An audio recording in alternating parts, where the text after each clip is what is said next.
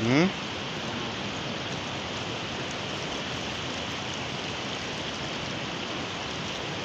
जरा हाथ हिला दो।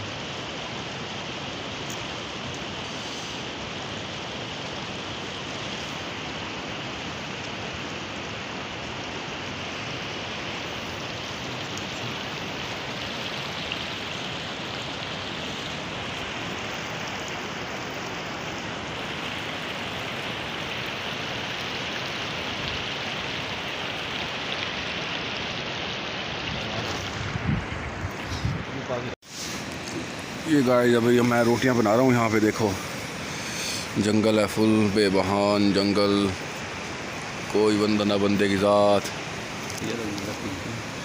ये मेरा साथी एक लकड़ियाँ ले आया है और लकड़ियाँ ढूंढते फिर रहे हैं यहाँ पर पहाड़ों में। ये हमने कैंपिंग की है, रात को यहाँ सोए थे। पहाड़ों पर ये बर्फ़बारी हो चुकी है और ये अभी मैं रोटियां पका रहा हूँ अपने साथियों के लिए। उसके बाद हम काम शुरू करेंगे।